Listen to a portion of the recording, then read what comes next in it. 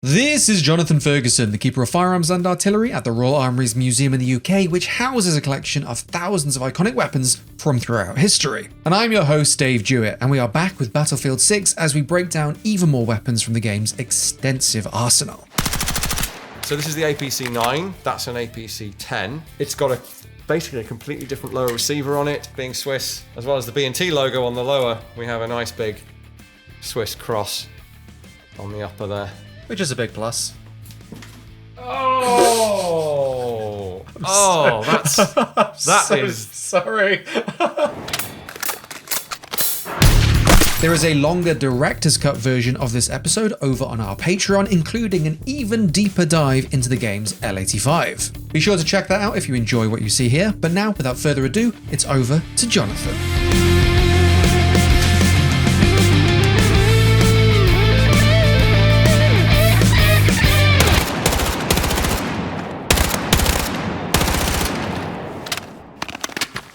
Cord 6P67. Some of you will know this, but that designation, it's worth getting into quickly. Cord, not to be confused with the heavy machine gun Cord, 14.5mm machine gun, based on the NSV. Totally different weapon. It's not specific to this rifle / carbine. 6P67 is a GRAU or GRAU index. What you may have known it as, if you've read around any of this or seen this weapon somewhere else, is the A545, and that is in turn a direct descendant of the AEK971. And I finally, in a very long-winded way, got back to the relevant point here, which is this is a worthy successor in a battlefield context to another weapon upon which it is fairly closely derived. It's got more polymer on it, it's got more Picatinny rails on it, it's a modernised version of the system, and it is in limited use, sort of special forces units basically, as far as I understand. So very Russian, and if you didn't know that already, I guess there are some design cues there to tip you off. You literally have an AK-74 mag sticking out the bottom of it, and I guess the brake on there is very AK-74 as well. What isn't is just about everything else. So I mean, yes, I suppose the big chunky gas tube sitting over the top of the barrel is going to make you think AK, but there really isn't much AK about this. Very purposeful looking weapon. We don't have any of this lineage for various reasons. One glaring one. So not too much I can tell you about it, except that as a model, it really does look good. Like if I could go and find some photo reference and go through in detail, I dare say this would be pretty spot on, but I am guessing at this point, because I'm not referring to any of that material. There are some videos on YouTube from Russian sources covering this, which is probably the reference these guys have used. It looks great, like they all do so far. Yeah, they've really nailed the weapon models in Battlefield 6. Yeah. Every time I unlock a new gun, I'm straight in the firing range just going, ain't this cool looking? Yeah, I discovered the inspect button the other night and spent a bit of time just waving guns around on the range. Glad it's not just me. I did it in-game and got shot. Yeah, that's what the range is for. Look at this gun. Wallop. I guess this is an obvious choice if you want something that is identifiably Russian, not Western, but is something that not a great number of people have seen. And of course, if you have a lineage of games that's featured its predecessor, that's, I guess, where it becomes obvious to go, oh, should we go and put that back in? Oh, there's a new version, let's put that in instead.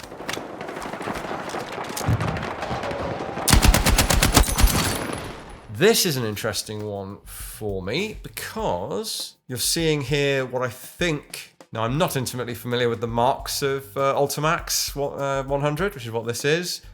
This is what's coming out of service in the Singaporean Armed Forces and being replaced by the Colt Infantry Automatic Rifle, which is essentially an M4 with a great big heat sink forend on it to help deal with the heat of sustained fire. Definitely not constant recoil. So for gun nerds like me, bit of a shame, nothing wrong with the Colt, but bit of a shame that one of the only constant recoil weapons out there in actual service is getting replaced by something that is, without being mean to Colt, very conventional. The other reason it's a shame is that the what was called Chartered Industries of Singapore, when this came out originally in the 80s, is an indigenous company. You know, they've gone away from their own distinct, or culturally distinct, if you like, firearm to something American. Nothing inherently wrong with American stuff, far from it. As an historian of these things, though, for those two reasons, sort of diversity of design, and also it's nice when nations have their own distinct. It's the same thing, really, diversity of design. The reason I'm especially interested is I'm effectively comparing this, an earlier Mark. This is a Mark III Ultimax 100 from our collection. Would love to shoot this. I think we only have the one though, so it might be a bit of an ask. Maybe we'll have that discussion because of that constant recoil system. Yet to fire something with true constant recoil that was designed in. Very, very slim and lightweight. This is a really, I think, good design, albeit not massively proven in combat. And I am comparing that with the game gun, which is a Mark 8. And I actually don't know the differences, but I'm seeing a few. The selector switch is a different design, but I am recognizing the pattern of receiver here with that pattern of sheet metal pressing reinforcement on there. As a product of the 80s, it's sheet metal and polymer. No surprise there. One of the obvious differences, this has an old school dovetail rail on it and nothing else. And the Mark 8 here has a full-length Picatinny rail on the top and rails on the side. There is one other obvious difference I should mention. So this has the original magazine well arrangement, which isn't really a well at all. It's almost like a Thompson gun with a guide rail on the front of the trigger guard, and it goes straight up into the receiver. And we have a mag catch on the right side there. Well, so does this. This has a quote-unquote Stanag, even though that was never actually finalised. AR-15 pattern magazine well on it, which I'm absolutely certain will be on the current service variant. I don't know what pattern of drum, actually, come to think of it, they're using. I would guess that it's an AR-15ified version of the Ultimax original CIS design.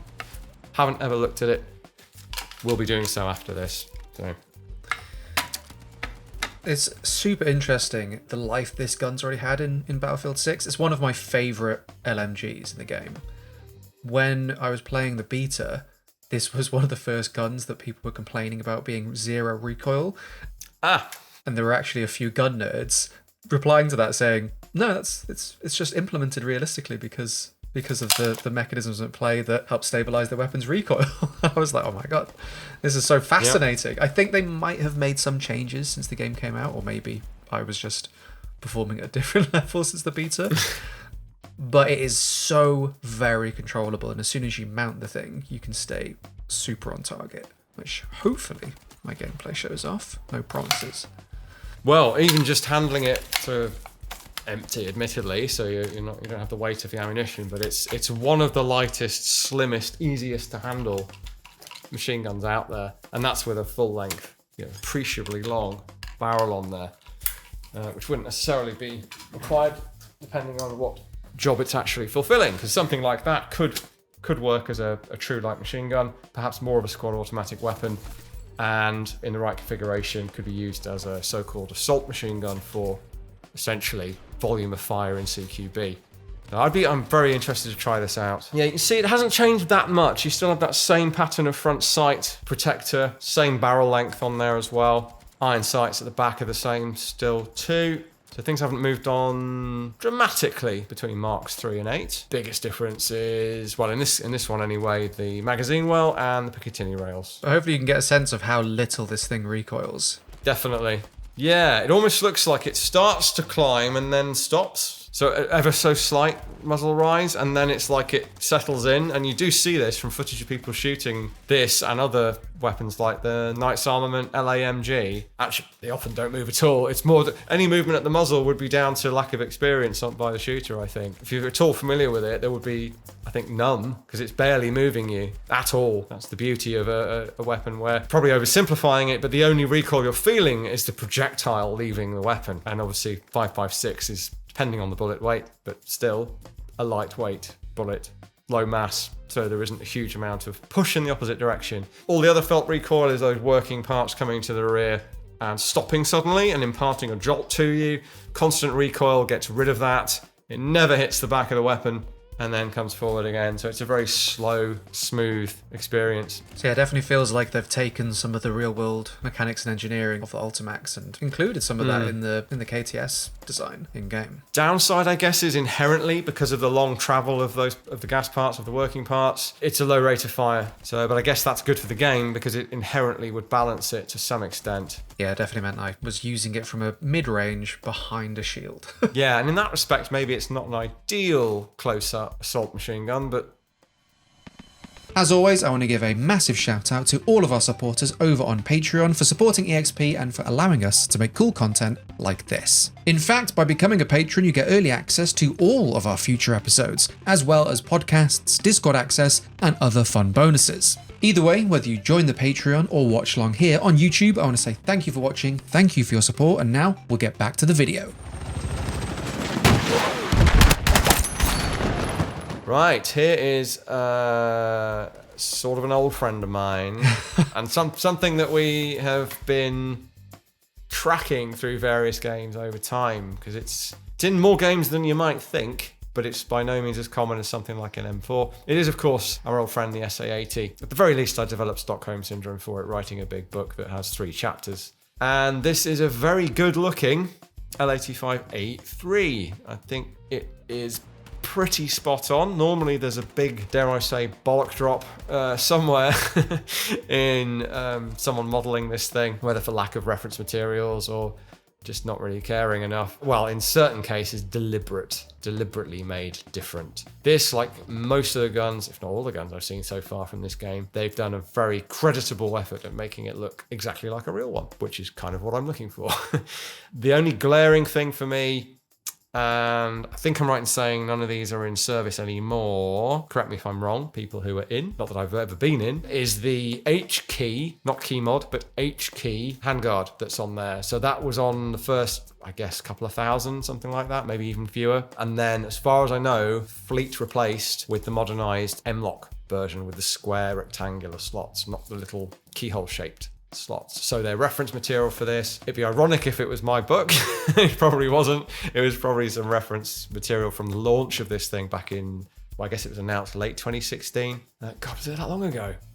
I think it was. More so in 2017, and then as it came into service proper, the early ones, all the ones they showed had that. So completely understandable. They have the color difference. So there's the desert tan Cerakote, but then there's the brownish colored handguard. There are actually 3 different patterns of this handguard I learned only recently. And here we have the very first pattern on this rather interesting beast, which is technically not an L85A3. And I've cleverly put this laser light module on here. This is a dummy one, but it's a real dummy one, if that makes sense, made by Ryan Mattel. You will see this in service. So yeah, early pattern handguard. Somewhat different. Where's the giveaway? So, number of slots. So the one number of vents, I should say. The one you see there is very close to this, but it has only 4 long, slim, rectangular cooling slots on the top. The first pattern has more of them, and they're bigger. I think hands were getting a bit burned, so they went for something that was a bit less cooling. Otherwise, very close. Oh, and the slot goes from here for access to the gas block, so that you can still mount stuff to that. In theory, is square on the service version, which is only in service very briefly. Again, as far as I know, where it's round on this. So this is a developmental rifle. Also, it's the same color. It's overall Cerakoted. It doesn't have its own bronzy color like this one correctly does in the game. And then the big departure from a true L85A3, apart from being marked L85A2 still, is it's an A2 upper receiver or body, to which has been welded a Picatinny rail in lieu of. So they've cut off the old NATO rail and they have welded on something that gives it that full-length rail. A true L85A3 will have an A3 pattern body made new by H&K, which has this by default and is stronger. Uses electron beam welding, which you can spot from C-shaped welds that are not on this gun. I will have to see if I can see them. I think I might be able to see them on this one. I was going to ask what those C shapes were. Yeah, they're quite distinctive. So some A2s have replacement upper receivers with that style of welding. What they don't have is the continuous rail. They still have a NATO rail on there and then an adapter for Picatinny so that they can either mount a SUSAT sight or a lightweight day sight. Yeah, it's a complicated... The answer is it's complicated. No one asked the question, but that's fine. You'd be pleased to know they've lent into it being a bullpup.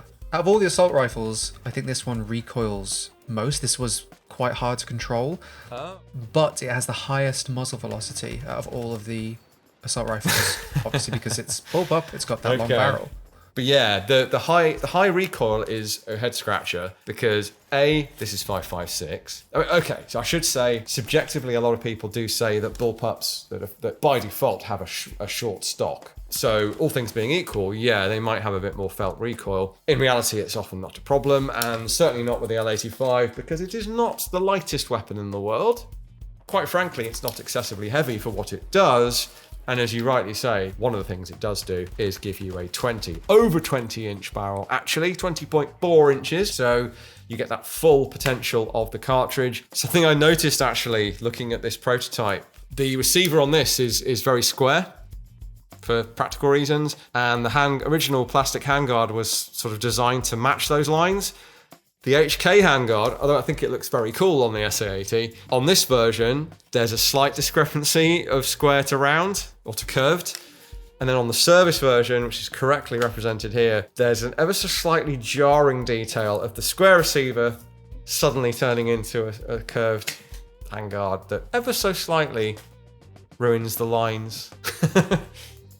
I'd love to get your thoughts on the reload, because that is something that has always... Whenever this weapon has appeared in game, the reload has always been an element that's either done very well or not, let's say.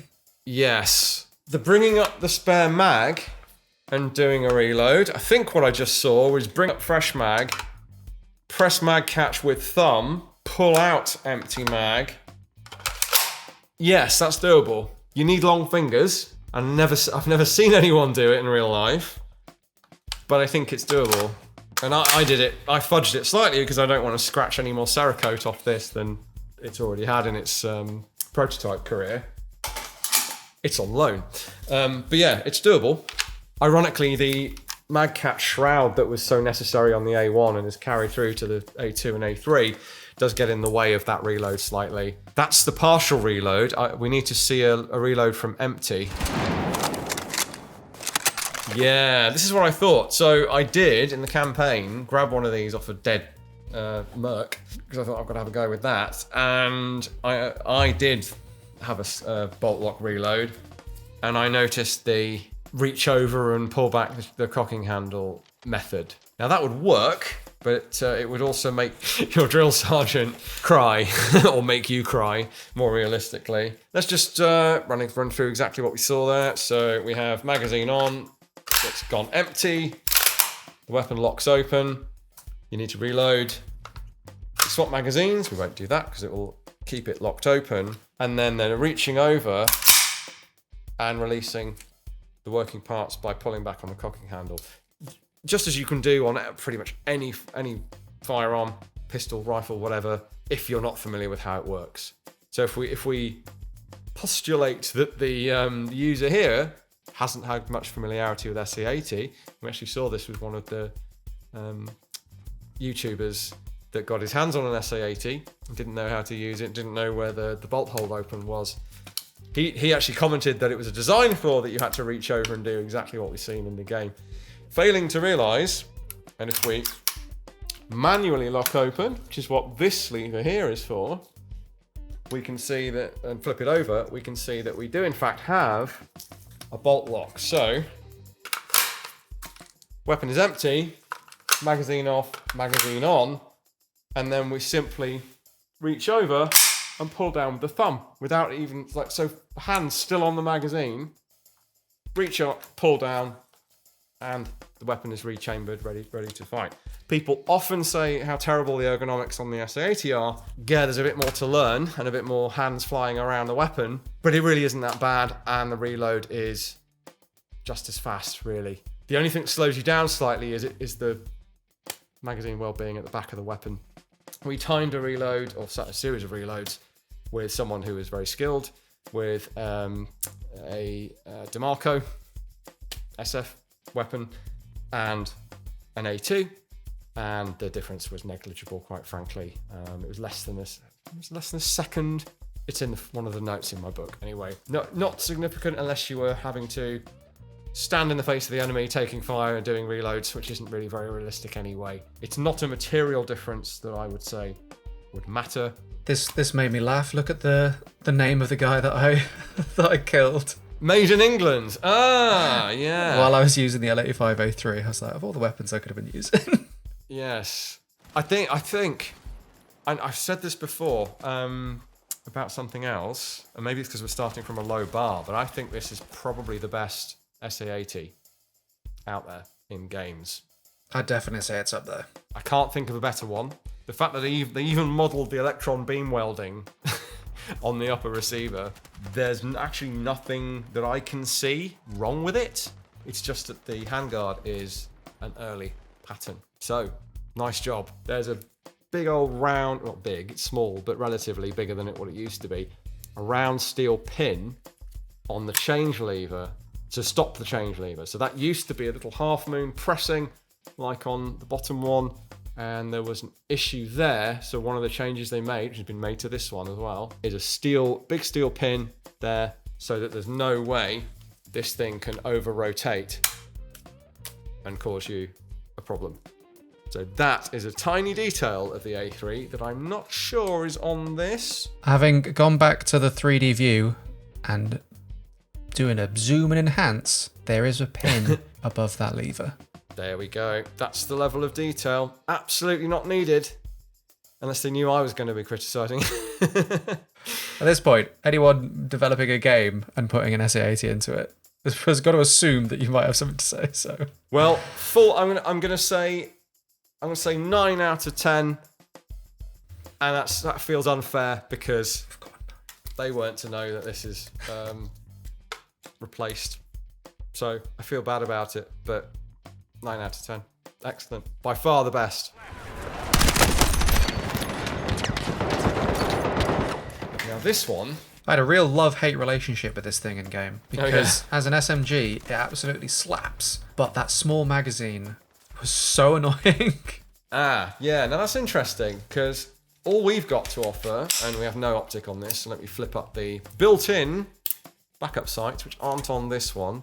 This isn't quite what you're seeing there though, but nonetheless on this. So this is the APC-9, that's an APC-10, so 10mm version. It's got basically a completely different lower receiver on it, and design changes up here on the upper receiver as well. I hesitate to even show you this, it's not the right weapon, but it is in the same family. And funnily enough, ours came with both 30 round magazines, very compact for a 30 round magazine. Well, I guess not in this design, but when I came across it, it was fitted with a tiny little weird looking short mag. At least the base plate on that makes it look bigger. That's what we all say. Yeah, by default, this thing has 15 round 10mm magazines. 15 round 9mm magazine. So the extra damage for it being a 10mm round is nice for the SMG, but I was just reloading this thing so often, which is why as soon as the mag pull assist for a fast reload was unlocked, went right on there. These are very nicely made things, I have to say. Got different buttstock on there as well. This is the conventional kind of HKUMP/B&T design of buttstock. This thing has something else on it. This is also a semi-auto carbine. I think there was a police trial with these. Certainly the serial number on this starts with the UK. So something I need to document in due course. These are quite new to the collection. I guess being Swiss, as well as the B&T logo on the lower, we have a nice big Swiss cross on the upper there. Which is a big plus.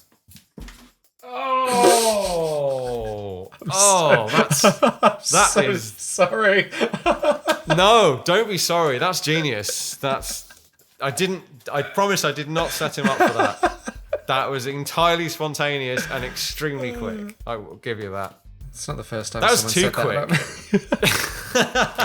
And that as well. The daddiest of dad jokes. Feel free to use that in any... what is this weapon? If this thing had an even bigger mag as an option, like a 30 round mag, I would be all over this thing trying to unlock that. I think you can get slightly larger ones, maybe? It's an obvious way to try and balance.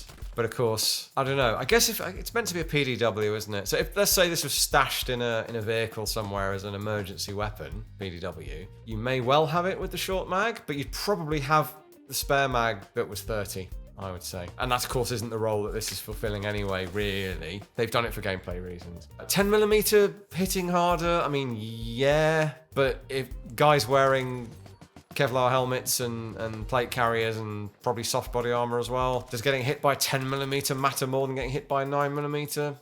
Ask someone that's been shot, I guess, but I don't think so. So it's a little bit of a questionable one.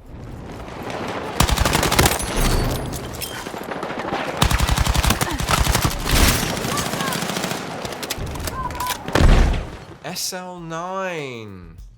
What is that? That's made up, isn't it? Yeah, it's another. It's the other. There's only two. The other fictional weapon. Yeah, I think I might prefer this over the other fictional one, instinctively. Feels very MP7-y. Ah, it reminds me of the Half-Life 2 MP7 that's not an MP7. That's why. You're gonna have opinions about this reload. Oh, yes. Have you spotted where the magazine is? Oh, well, surely it's in the... Hang on. Oh, no, I didn't. I stupidly didn't. I don't know what I thought. I think I thought it was somehow a short mag in the pistol grip, but I was very wrong. Yeah, it's nice for the artists, the animators, to play around a bit. I'm still not a fan of fictional weapons in a... Yes, I know it's not realistic. Don't start that in the comments, please. But you know what I mean. Something that's supposed to be set in the real world, albeit speculative future. But I just rather they didn't. If I'm honest. Nice bits of design. They really are.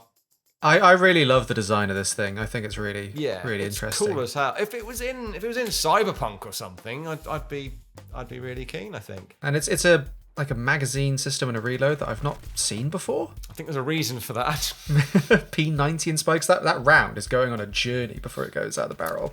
Yeah. This is the thing. It doesn't really make any sense to do this. There's no advantage being gained.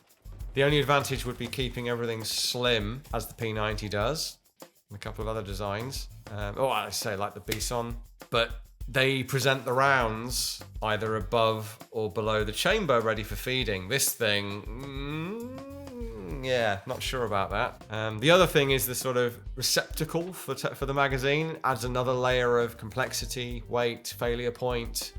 A bit like the silly arm. Sorry guys, love the gun, love the game. But the silly arms on the Lancer on Gears of War, like, what are they doing? We've been there before. Little bit similar here, except it makes more sense in that you have looks like some sheet metal that receives the mag and allows you to hinge it into place. Makes design sense, art sense. It's something you would want to avoid. Closest thing is the P90, but the gun forms the housing there. It's not a vulnerable, pivoting extra system. It's just the gun, and you put the mag in and you latch it down. Much simpler. B's-on, you hook it on at the front, you slap it in at the back with a rocker catch. Nice and solid, nice and lightweight, nice and reliable. This is too much, I think. Not to say people won't try this kind of innovation on real guns, they do. I am torn because it's cool to see difference and variety, but keep it to your 2042, I would say. You could definitely tell there's a common design language between this and the DMR we looked at last time as well. Yeah. It's very clear to see that they're from the same fictional manufacturer. And the other thing about this is it's a slower reload as well. Like the BSON and the P90 give you increased capacity for their weird reload and mechanical complexity. This is not giving you... It's 30 round mag. So the only advantage is stopping a 30 round mag sticking out the bottom of your weapon. What they've then done, and I think it's meant to be removable in theory is that great big Hera arms style forend that appears to be bolted onto the Picatinny rail. You've given up you've made the height of the weapon less with your clever magazine system, but then you've slapped that great big rail of a carry handle of a foregrip on the bottom of the gun and negated a lot of the advantage of it. So, I don't know.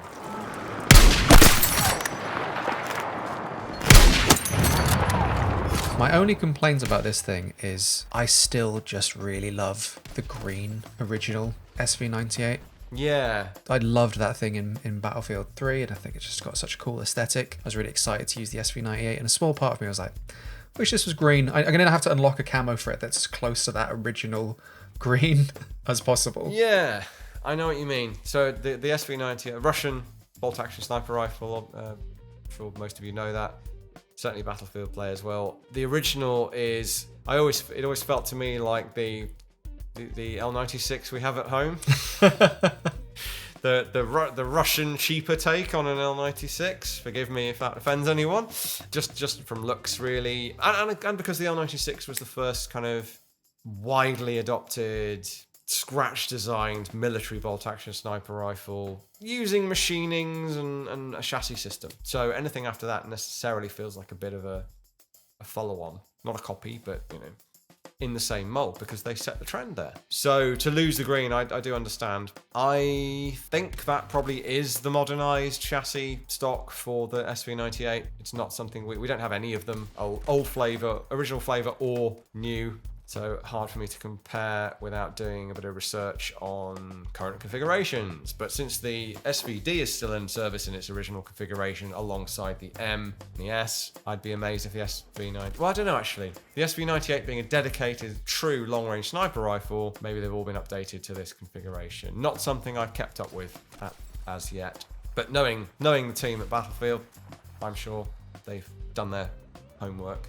I will be honest, every time we feature a bolt action rifle in a video, some part of it is just an excuse to show off my better shots.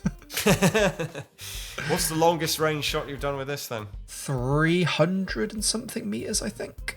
That is the funny thing about Battlefield. I think that, I love the games and they get the feel of sort of pop culture sniping so right, and yet the bullet drop is so hilariously exaggerated. 300 meters is a long shot, which is hilarious. These are 1,000-meter rifles we're talking about. 300 meters is absolutely a Tuesday for a trained sniper with a modern rifle. And yet, that's kind of the upper end of what you're able to pull off. So, as someone who knows how to play games. It does make me laugh that the long shot accolade changes from weapon to weapon. Like you get a long shot award at 100 meters or something if it's an AR. I managed to get a 100-meter long shot for the 433. Don't get me wrong, I was surprised.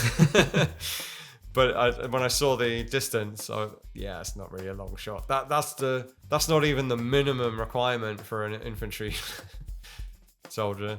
So everything is, despite the wonders of modern graphics and everything, almost feels like they should be able to recalibrate distances a bit. I'm not sure what they're scaled from in game, but everything is quite compressed distance-wise as far as... It doesn't feel it. I think Operation Firestorm's the biggest map we've got so far, because there isn't actually a huge amount of opportunity to get those really long shots. Right. I'm sure we'll see bigger maps and other maps come in as the game continues.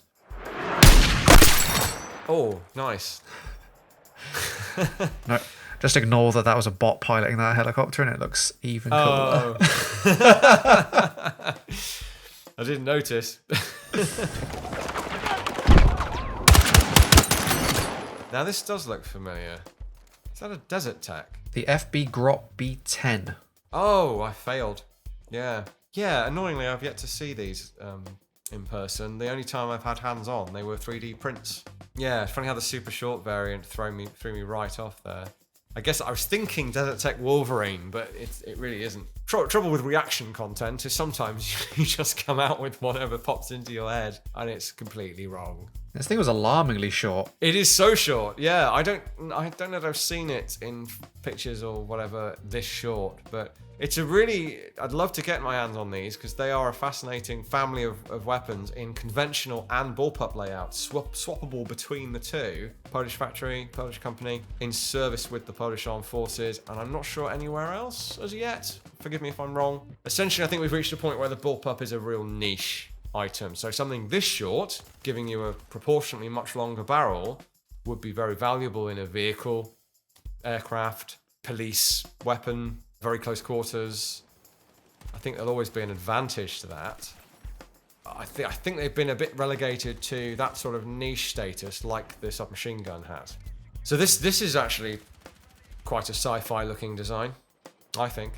You could see this showing up in 2042. But no, it's an actual current thing. Downside, I suppose, of a super short bullpup like this is putting, and that vertical foregrip would be a must for obvious reasons. If you like having 10 fingers, 8 fingers, 2 thumbs, then the 2 grips very, very close together is maybe not ideal, but then you're getting a tremendously short weapon as a benefit to that. Real worry would be bringing your hand up to get it on the grip, missing the grip and shooting holes through your hand, which has happened with the MP5K, let's put it that way. The other thing this makes me think is I wonder if we're reaching a point, I've compared guns to cars a number of times, including in this episode, but if we're reaching a sort of design language, design studio point where things start to have similar aesthetics. So some of the lines on this, actually, once you get past the weird, very squat variant of the bullpup version of the grot, remind me of the lines of the HK433. Similar kind of mixture of, well, quite an edge-based design with a few sort of facets on there that wouldn't strictly be needed for the design. You could have gone with a curvier version in plastic. It wouldn't have made any difference. Something else I'm not particularly familiar with. Yeah, I've not seen many of these pop up in games yet. And this is a Russian kind of, I guess, technically an anti-materiel or kind of long-range sniper rifle / anti-materiel rifle, I believe is the purpose of this. Only ever seen this in photos. Can't really give you any detail. Although it's funny that it's got the same, currently has the same optic on it as our SA-80, the Elcan Spectre. Except that's, ironically, that's the British Spectre. Oh, no, sorry, the same one that the Brits bought, I mean. Not a Canadian design, of course, but not with the throw lever to magnify it. Anyway, we're not here for the optic, we're here for the weapon. Quite visually distinctive. Reminds me of the old SIG series of quote-unquote battle rifles, in how boxy and square it is. With it being 8.6 by 6.9, it definitely punches harder than all the other DMRs. Nice. Sorry, that's terrible. Yes. You're a bad influence.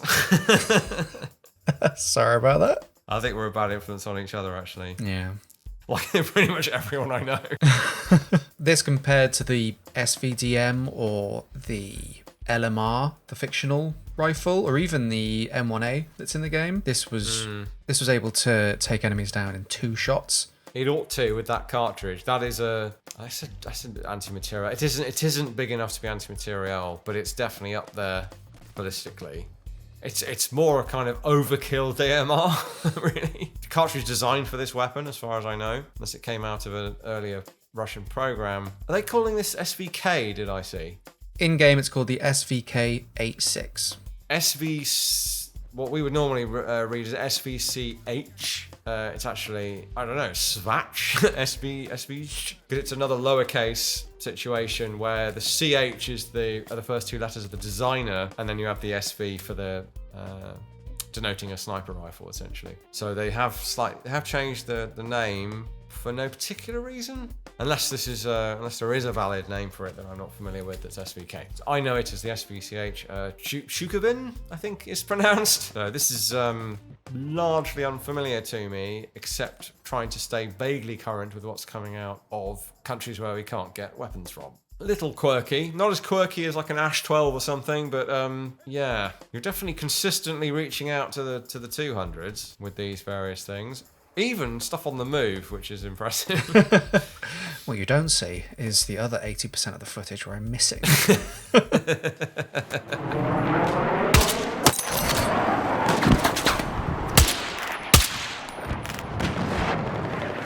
another fun selection of weapons. Some stuff that I'm not particularly familiar with, which is fun for me to see, albeit perhaps less informative for some of you out there, but made up for it with a nice long chunk on the good old L85A3, which is on my t-shirt, because I may have been tipped off to the fact that it was in here. I may have actually begged for it to be in here, even if it wasn't in here, because it's a relative rarity to see it in a game, but and I've been desperate for someone to get it right, and they've been getting better over time, and this is a really nice one. I'm pretty sure the text you sent me said, I have thoughts about the L85A3, by the way. I was like, oh, yeah. What a shock, Jonathan. I don't know. I only work here, but yeah, I guess it makes sense to ask me about it anyway. But having literally just put one down, well, I say put one down, been shot while holding one in a campaign, no less. I thought it made sense. I was spending too long looking at the guns. What can I say? All forces and light armored vehicles cleared for combat. Thank you all for watching. Let us know what other games, movies, TV shows or beyond you would like to see on the show, and of course, subscribe. As always, I want to give a massive shout out to all of our supporters over on Patreon for supporting EXP and for allowing us to make cool content like this. Links to support Jonathan and the Royal Armouries will be in the description below, so make sure you check those out and show those folks some love as well. We'll be back next week with another episode on YouTube, so thank you again for watching and we will see you real soon.